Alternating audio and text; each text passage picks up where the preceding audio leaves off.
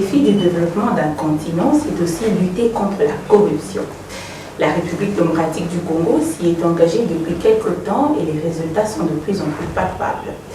Inspection générale de finances en RDC, évaluation de l'année 2021, perspective sur 2022, les défis à relever et le regard de la population africaine. Nous en parlons avec l'inspecteur chef de service, M. Jules Alinguete, qui est notre invité ce soir. Mesdames, Messieurs, chers téléspectateurs de ce grand magazine 7 jours en RDC, je vous dis bonsoir. Sarah Kaye est mon nom. Monsieur l'inspecteur, bonjour, bonsoir. Bonsoir, madame. Merci de nous recevoir encore une fois de plus dans notre installation pour ce exercice trimestriel. Nous allons parcourir un peu quelques pays où nous allons rencontrer des questions des téléspectateurs africains qui s'intéressent de plus en plus au travail que mène l'IGF. Mais avant, dites-nous sur quelle note s'est terminée l'année 2021 comparée à 2022 au regard des actions menées par l'IGF. Merci beaucoup, madame. Les plus grands résultats que nous pouvons vous faire part pour l'année 2021, année de Congo, c'est qu'avec l'appui et la détermination de son Excellence Monsieur le Président de la République, chef de l'État, Félix Antoine Tshisekedi Tshilombo, l'inspection générale des finances a redynamisé la fonction contrôle dans la gestion publique. Donc, elle a travaillé pour matérialiser la présence dans la gestion publique d'un gendarme ferme, d'un gendarme efficace, d'un gendarme qui n'est plus anesthésié par les antivalaires, un gendarme qui ne reste plus passif devant les antivalaires qui se commettaient dans les finances publiques. Donc, c'est la présence d'un gendarme ferme, la réhabilitation de la fonction contrôle dans les finances publiques congolaises ou globalement dans la gestion publique. C'est ça, en fait, les plus grands acquis, les résultats que nous avions eu en 2021. Qu'est-ce qui se passe à l'IGF? L'IGF a commencé avec une force, un peu trop de mouvement, mais là vous êtes tout bas, tout silencieux. On se demande même, est-ce que M. Jules Alinguete n'est-il pas menacé? Voilà pourquoi il ne publie plus de rapport, il est tout calme, tout silencieux. Qu'est-ce qui se passe? Non, l'IGF continue. Les calmes que vous constatez précèdent peut-être une tempête forte qui arrive. Nous avions décidé, au fait, de faire des communications trimestrielles en réunissant tous les faits en rapport avec la corruption et le détournement des deniers publics, en faire une fois pour tout par trimestre une publication. Donc, nous avons déjà quelques résultats des contrôles menés pour le dernier trimestre 2021 et nous nous apprêtons à finaliser avec les personnes concernées afin de préparer une grande communication pour le premier trimestre. Donc, l'inspection générale des finances continue de travailler avec la même ampleur. Il faut aussi noter que depuis le début de cette année, l'inspection générale des finances a opté avec la méthode de contrôle a priori que nous appelons la patrouille financière. En fait, c'est une méthode qui empêche les actes de détournement, un contrôle qui se fait au même moment que la gestion se passe pour empêcher les gestionnaires de poser des actes de détournement. Ça, vous aurez de moins en moins au fait des actes de détournement, de communication dans ce sens-là, mais peut-être on pourra vous donner les résultats dans le cadre de l'amélioration de la bonne gouvernance dans certaines entités publiques qui sont mises sous surveillance par l'inspection générale des finances. Nous allons prendre la première série de questions qui nous ont été adressées et nous allons revenir tout juste après. Combien d'éléments de terrain, soit les inspecteurs, dispose l'inspection générale des finances en RDC? Étant donné la grandeur de leur mission, combien gagne M. Jules Alinguete, un inspecteur général des finances, un inspecteur et un inspecteur de terrain? Nous venons de commencer l'année 2022. Quel est le programme d'action de l'inspection générale des finances pour cette année? Quels sont ses objectifs? Quels sont les moyens en termes de budget mis à leur disposition? Quand on parle de corruption en République démocratique du Congo, c'est des millions de francs CFA qui sont mis en cause. Et pourtant, on sait très bien que le pays ne dispose pas d'un budget annuel assez conséquent, ce malgré la richesse de son sol et de son sous-sol. Aujourd'hui, l'inspecteur général des finances, M. Jules Alinguété, mène un combat à cet effet qui laisse la main libre à la justice de juger les coupables. Alors, comment réagissez-vous quand les coupables sont libérés, alors qu'on sait très bien que le pays a besoin de justice? Bonjour, ça va bien? Moi, c'est Jules Suleiman Sek, je suis sénégalais et je suis avec beaucoup d'intérêt l'émission 7 jours en RDC. Donc, le dernier numéro que j'ai suivi, c'est avec l'inspecteur monsieur Jules, n'est-ce pas, de l'IGF. Donc, moi, j'ai quelques questions. Donc, ma première question, c'est de demander si les fonds politiques du président de la République sont contrôlés par votre institution. Et puis, de deux, si, par exemple, un allié du président de la République, n'est-ce pas, est épinglé par votre institution, quel est le sort de ce dernier? Donc, ma troisième question se porte sur les marchés de gré à gré. Si un allié du président est chargé d'exécuter un projet et qu'il l'exécute avec les marchés de gré à gré, donc qu'est-ce que votre institution prévoit pour ce dernier? Merci beaucoup. Bonjour, bonjour, monsieur l'inspecteur général des finances. Mon nom c'est Ibrahim Agalma Omar, je suis d'origine malienne. Je suis entrepreneur. Moi, ma question, nous avons un ancien adage africain qui dit quand une marmite apprend à griller, c'est pas facile de les laisser. Et la deuxième, est-ce que tu ne crains pas d'être victime de ton gouvernement ou de ton système? Et je sais que c'est pas facile de redresser le pays en un an ou en 2 ans. Vous connaissez déjà l'histoire de ces pays. C'est un pays de corruption. Avec Mobutu, avec Kabila, ces systèmes-là, c'est pas facile de redresser en un an. Voilà, je vous remercie. Bye. Je salue tous les Congolais. De retour sur ce plateau, chers téléspectateurs, à ceux qui viennent de se joindre à nous, vous suivez 7 jours en RDC, édition spéciale avec M. Jules Alinguété, chef de service de l'IGF. Monsieur l'inspecteur, j'espère que vous avez quand même retenu quelques questions. Si non, je peux reprendre pour vous. Vous pouvez répondre. La première, voilà. Il y a un téléspectateur qui a demandé combien gagnent les inspecteurs de l'IGF. Merci beaucoup, madame. Il faudra tout d'abord que je donne la particularité des inspecteurs des finances comme des hauts fonctionnaires de l'État. Les inspecteurs des finances sont les plus gradés, les secrétaires généraux nommés de l'administration publique. Et donc là, ce sont des inspecteurs généraux et ceux qui sont inspecteurs principaux ont les grades de directeurs et les inspecteurs tout court ont des grades de chef de division pour dire que tous sont des cadres de commandement au niveau de l'administration publique. Moi-même et mon adjoint, donc nous sommes hors cadre, nous avons été nommés avec le rang de ministre pour exercer cette fonction d'inspecteur général, chef de service de l'inspection générale des finances de la RDC. C'est pour tout d'abord expliquer le niveau de rémunération en fonction au fait des positions administratives que nous occupons. Deuxièmement, il faut retenir que pour mener la lutte contre la corruption et le détournement, il faut tout d'abord avoir un état moral. Et il faut également les meilleures conditions. Sinon, c'est illusoire de prétendre combattre un fléau aussi fort si vous ne mettez pas les personnes que vous commettez à ce travail à l'abri de certains besoins élémentaires. Alors pour aller au fait, il faut retenir que moi-même, inspecteur général, j'ai déjà dit plusieurs fois dans des émissions, c'est que je touche comme rémunération, donc je peux vous le répéter aujourd'hui, ma rémunération tourne autour de 10 000 $ américains.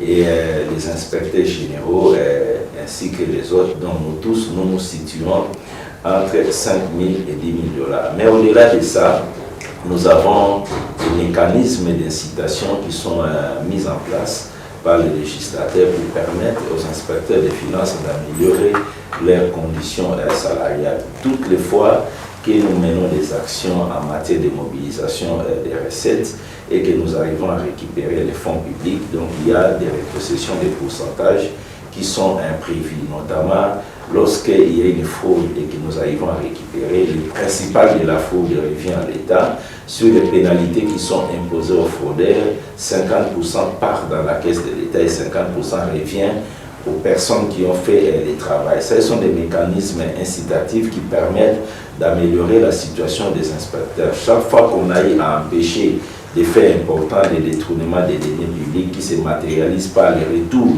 dans les comptes de l'État des fonds importants, les ministres des Finances songent de temps en temps dans ces cas-là, avec les lois qui sont les nôtres, à récompenser le travail des inspecteurs des finances. Ce qui fait qu'avec la rigueur, chaque mois, il y a toujours, au-delà des salaires, ce qui revient aux inspecteurs à la suite d'un travail important que nous faisons sur le terrain. Voilà un peu comment je peux répondre. Perspective 2022 sur 2022, quel est le plan d'action de l'IGF pour cette année 2022? Oui, les plans d'action de l'inspection générale des finances pour 2022, c'est au fait la consolidation des acquis de 2021. Qu'est-ce que nous voulons? Nous voulons pérenniser la présence des gendarmes financiers dans la gestion publique. Nous voulons aujourd'hui que ces gendarmes qui, il y a 2 ans, n'existaient pas, ou qui existaient mais qui étaient affaiblis, anesthésiés par les antivaleurs, que ces gendarmes qui s'est réveillé en 2021 et qui a repoussé les antivaleurs, que ces gendarmes puissent être présents, renforcer son travail et dans l'objectif d'implémenter la bonne gouvernance dans la gestion publique. Voilà en fait l'objectif 2022, donc nous devons être encore beaucoup plus présents, faire le travail, que tout le monde puisse sentir que le gendarme financier il est là, veiller à la bonne gestion des finances publiques pour vraiment dissuader les fraudeurs, dissuader les corrompus, les corrupteurs, dissuader les détournés des deniers publics de renoncer à l'exact. C'est au fait ça l'objectif que nous voulons. Pour ça, nous allons faire une occupation beaucoup plus accrue de nos points de contrôle. Les provinces, les entreprises, les établissements publics, les services publics, les ministères, tous les points de contrôle seront occupés pour que cette présence se manifeste. Mais cette présence qui va se manifester, c'est une présence avec fermeté. C'est cette fermeté-là qui conduit au fait, qui amène les gens à respecter les deniers publics. Voilà nos objectifs pour 2022. Que ressentez-vous lorsque un fossoyeur arrêté est libéré si vite? C'est vrai, beaucoup de gens nous posent cette question, mais je réponds toujours, un fossoyeur arrêté qui aurait passé 1 mois, 2 mois en prison, même s'il est libéré, ce n'est plus la même personne. C'est important qu'il faut retenir. Notre objectif, ce n'est pas de mettre les gens en prison. Notre objectif, c'est au fait d'éduquer les gens à respecter les deniers publics. D'ailleurs, la prison chez nous, on l'appelle centre de rééducation. Donc, en 3 mois, en 6 mois, qu'il aura passé au centre de rééducation, je ne pense pas que nous avons la même personne lorsqu'il sort de la prison. Donc, nous ne ressentons pas des remords. Par contre, nous continuons à travailler. Le plus important aujourd'hui, pour nous, que les gens renoncent aux actes de détournement et de corruption, que les gens respectent les deniers publics. Rééduquer, mais pas remettre de l'argent, c'est ça? Non, la remise des fonds détournés est un élément très important. Mais les gens doivent comprendre, en République démocratique du Congo, nous, Inspection générale des finances, quand nous établissons des faits de corruption, des faits de détournement des deniers publics, en définitive, c'est la justice qui doit consolider tout ce qui a été fait comme un travail et condamner la personne et par la suite récupérer les fonds détournés. Donc ça, c'est un travail qui revient à la justice. Nous faisons un travail à chaîne, nous commençons le travail, nous établissons les faits, nous donnons à la justice. Et sur ce plan-là aussi, il faut dire, nous avons quelques résultats, même si c'est mitigé, mais que nous récoltons déjà avec notre justice. Il faut aussi reconnaître que nous sortons d'une longue période de l'impunité en RDC. Une longue période où et la justice et le contrôle n'existaient presque pas. Aujourd'hui, c'est un sursaut d'orgueil.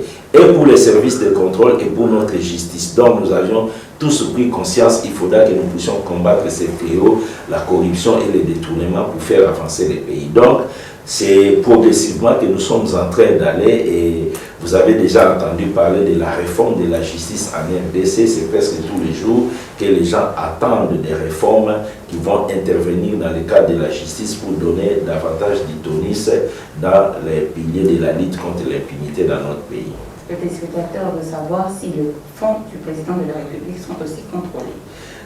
Nous relèvons de l'autorité directe du président de la République. Il faudra que les gens comprennent. Le président de la République en RDC est une institution. Donc il y a une dotation présidentielle qui est mise à sa disposition pour le président de la République. Cette dotation-là n'est pas soumise à un contrôle quelconque. Mais les services, la présidence de la République, c'est l'ensemble des services qui accompagnent le président de la République dans l'accomplissement de sa mission. Tous ces services-là de la présidence de la République, en commençant par les cabinets, la maison civile, la maison militaire, tout ce qui est service de la présidence de la République, ces services-là sont contrôlables. Est-ce qu'un allié du président de la République, s'il commet un acte de détournement, sera-t-il arrêté aussi? Il aura le même sort que les autres? Depuis avril 2021, le gouvernement n'est constitué que des alliés du président de la République. Je vais vous poser la question si depuis avril 2021, il n'y a pas eu des gestionnaires qui ont été mis en cause par l'inspection générale des finances et même des ministres. Donc c'est-à-dire que même un allié du président de la République, s'il commet des actes de malgestion, il doit être mis en cause. Le président de la République n'épargne personne. Donc depuis avril, donc vous devez comprendre que ce sont les alliés du président de la République qui sont au gouvernement, qui sont dans les institutions. Mais c'est pendant cette période que nous continuons à faire un travail très important. En parlant du marché de gré à gré, qu'est-ce que la loi congolaise dit au sujet du marché de gré à gré? Le marché à gré à gré, tout d'abord, est prévu dans la loi congolaise. Donc il faudra que vous ayez les autorisations pour procéder au marché de gré à gré. Il ne faudra pas que les gens pensent, parce qu'on a fait un marché à gré, ce n'est pas prévu dans la loi. La loi a prévu le marché de gré à gré dans des conditions. Donc il faudra avoir les autorisations de l'autorité chargée de gérer le marché public qui accepte et qui vous demande de passer le marché à gré sous certaines conditions. Il faut aussi retenir qu'en RDC, la violation de la procédure de passation des marchés n'est pas un fait infractionnel. Donc nous sommes en train de travailler, nous en appelons qu'on puisse ériger la violation de la procédure de passation des marchés publics comme un fait infractionnel. Mais ce n'est pas prévu aujourd'hui. Donc quand un gestionnaire viole la procédure de passation des marchés publics, ce n'est pas un fait infractionnel prévu dans notre code pénal. Mais nous les retenons comme un acte de malgestion. Mais vous ne pouvez pas tirer de là une infraction parce que la loi sur le marché public n'a pas établi ça en infraction, le code pénal n'a pas établi ça comme une infraction. Un des dictateurs a dit que c'est pas facile de redresser un pays comme la RDC. Il le taxe même, c'est un pays de voleurs, comme il le dit. Mais n'avez-vous pas peur d'être trahi par votre système? C'est sa question.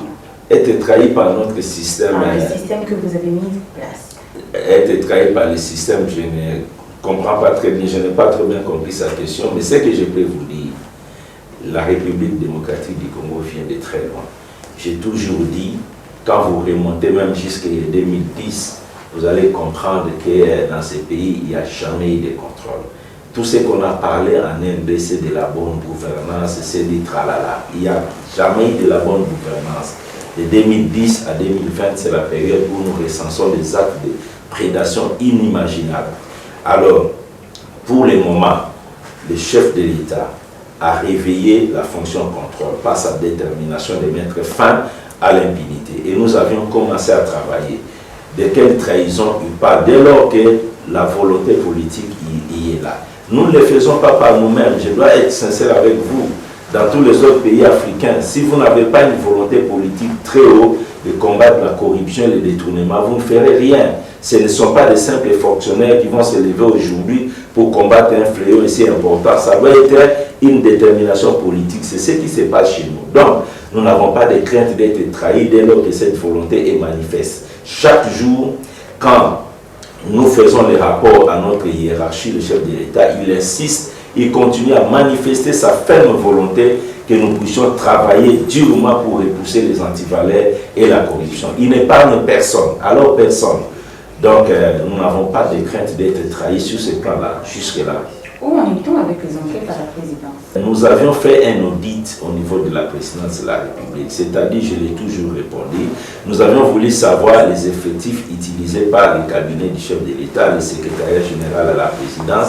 Est-ce que les gens qui travaillaient avaient des actes administratifs ou les actes de nomination. Nous avons examiné également les contrats qui liaient à la présidence de la République avec certains fournisseurs. C'est un travail qui a été demandé par le chef de l'État lui-même, que nous puissions faire ce travail. Nous l'avions fait, on a fait les tableaux de tout ce qu'il y a comme effectif, donc nous avions mis ça à la disposition de son directeur de cabinet pour que les correctifs puissent être apportés dans le cadre tout d'abord des effectifs employés par la présidente de la République et de modifier un certain nombre de contrats que nous avions jugé qu'il était très important qu'on puisse soit résilier, soit revisiter les termes. Mais vous avez quand même trouvé aussi les cas de détournement. Non, je vous ai dit que c'est un contrôle qui portait sur les effectifs utilisés ainsi que les contrats qui liaient la présidence de la République avec certains fournisseurs. Donc on a analysé ces contrats, les contenus et nous avions appelé à des modifications et puis nous avions recensé les personnes qui étaient en train de travailler, qui n'étaient pas au fait porteuses des actes administratifs qui les nommaient pour que la situation soit régularisée, ou soit que ces personnes-là soient mises dehors. Voilà ce que nous avons fait. D'accord, monsieur Jules Alinguete. Nous allons prendre la deuxième série de questions et revenir tout juste après. Bonjour, je suis monsieur Abomi Oyabatide Clive, finaliste à l'Institut de l'économie et des finances de Libreville au Gabon. Ma question est la suivante. Vous êtes sous l'autorité directe du chef de l'État. Est-il possible dans ce contexte d'avoir un contrôle libre sur la gestion des finances publiques au niveau de la présidence de la République en RDC? Bonjour, je suis Jonas Foucault, doctorant en économie à la faculté des sciences économiques de l'université Marien Ngouabi. Ma question s'adresse particulièrement à M. Jules Alinguete. Je voudrais savoir, dans un pays avec autant d'enjeux politiques, et surtout dans le contexte où le nouveau régime veut se confirmer, est-ce que l'inspection générale des finances, et particulièrement son numéro 1, M. Jules Alinguete, est à l'abri des pressions politiques? Alphonse Dongo, journaliste économique et financier depuis le Congo-Brazzaville. Monsieur l'inspecteur général, selon des rapports auxquels nous avons eu accès, il est constaté une augmentation exponentielle des recettes depuis que vous êtes à pied d'œuvre dans le cadre de l'assainissement des finances publiques en République démocratique du Congo. Quelles sont donc les entreprises qui connaissent donc cette augmentation des recettes depuis que vous êtes à pied d'œuvre? Est-ce que vous jetez aussi un regard sur le travail des inspecteurs des finances dans d'autres pays du continent? Est-ce que vous ne pouvez pas aussi créer un cadre de concertation avec d'autres inspecteurs pour non seulement échanger l'expérience, mais aussi pour créer un bloc pouvant donner plus de vitalité à la lutte contre la corruption au niveau du continent? Voilà, nous venons de suivre la deuxième série pour clôturer. Monsieur Jules, la question est posée, est-ce que c'est possible pour vous d'avoir à suivre ce qu'on appelle la gestion libre de finances pendant que vous êtes sous la tutelle du président de la République?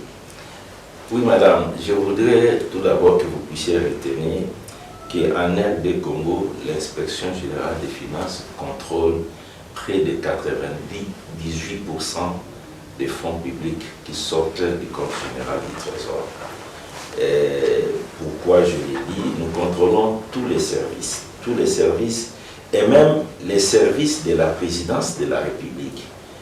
Des services qui sont de la présidence de la République, c'est-à-dire des services qui accompagnent le président de la République dans l'exécution de sa mission. Le contrôle de l'inspection générale des finances ne s'applique pas sur les dotations présidentielles, les dotations reconnues au président de la République. Et il faut noter que les fonds de la présidence de la République sont gérés par les directeurs du cabinet du chef de l'État et non par le président de la République. Donc, si vous prenez les choses de cette manière-là, tous les services de la présidence de la République, tous les services du gouvernement, de l'Assemblée et tout, vous allez vous rendre compte que nous exerçons notre contrôle sur 98% des fonds publics. Et c'est déjà extrêmement important pour la République démocratique du Congo. Une autre question, est-ce que vous êtes à l'abri de pression politique? Nous avons des pressions politiques, mais nous sommes à l'abri. Nous sommes à l'abri parce que le travail de la lutte contre la corruption et le détournement est une volonté du chef de l'État. Dès lors que sa volonté est là, je ne vois pas comment les pressions politiques peuvent s'exercer et nous affaiblir. Dès lors que lui, il a cette détermination-là. Cette pression-là existe, mais nous sommes à l'abri parce que le chef de l'État ne fait pas de toutes ces choses. Le chef de l'État au Congo veut que nous puissions efficacement lutter contre la corruption et les antivaleurs dans les finances publiques. Voilà ce qui se passe. Quelles sont les entreprises qui connaissent les augmentations de recettes?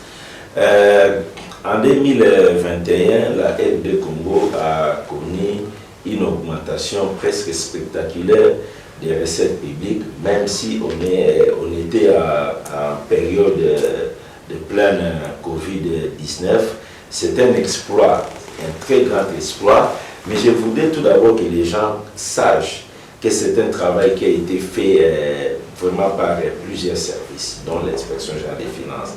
Le travail de mobilisation des recettes, c'est tout d'abord un travail du ministère des Finances avec les régies financières. Chez nous, les régies qui collectent les impôts, les taxes, les droits des douanes. Tout le monde a pris conscience qu'il fallait au fait cette fois-ci travailler pour la mobilisation des recettes. Avec l'appui et l'encadrement de l'inspection générale des finances, nous sommes arrivés à ces résultats-là. Pour moi, ces résultats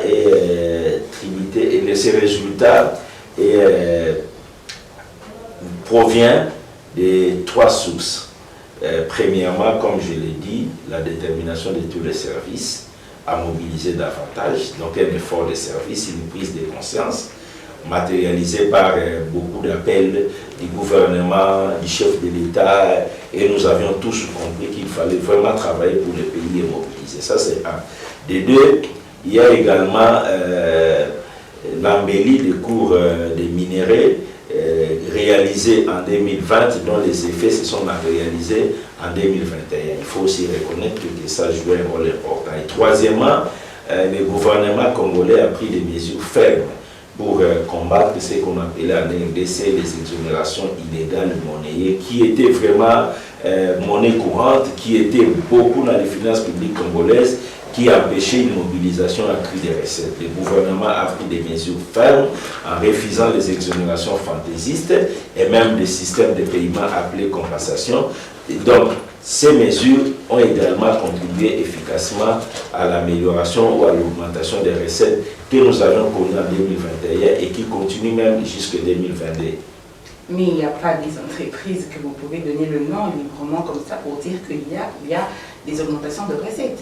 Pardon? Vous ne pouvez pas donner le nom de quelques entreprises. Non, il y a eu, on a constaté globalement dans les déclarations des impôts de tous les contribuables, des grandes entreprises, des améliorations sensibles. Les miniers ont amélioré leurs déclarations des impôts, ceux qui sont dans le commerce général ont amélioré, ceux qui sont dans les télécommunications, dans tous les secteurs, on a senti que les contribuables congolais, peut-être par la présence des gendarmes et par tout ce qu'il y a comme mesures prises par le gouvernement, on a senti une amélioration des déclarations et aussi la fermeté des régies financières dans les actes de recouvrement. Tout cela a joué et on a senti que les entreprises, les contribuables ont amélioré leurs déclarations des impôts en RD Congo. Monsieur Jules Alingeti, est-ce qu'il vous arrive d'échanger avec certains inspecteurs de finances d'autres pays?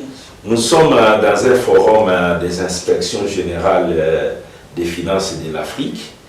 Donc nous sommes membres, mais depuis 2 ans, avec tout ce que nous avons eu comme problème de la pandémie, donc ce sont des réunions virtuelles qui continuent de se tenir, mais des rencontres physiques où on peut profondément échanger les expériences, ça ne se tient pas encore. Mais nous sommes dans un forum, ça existe. L'inspection générale des finances est membre.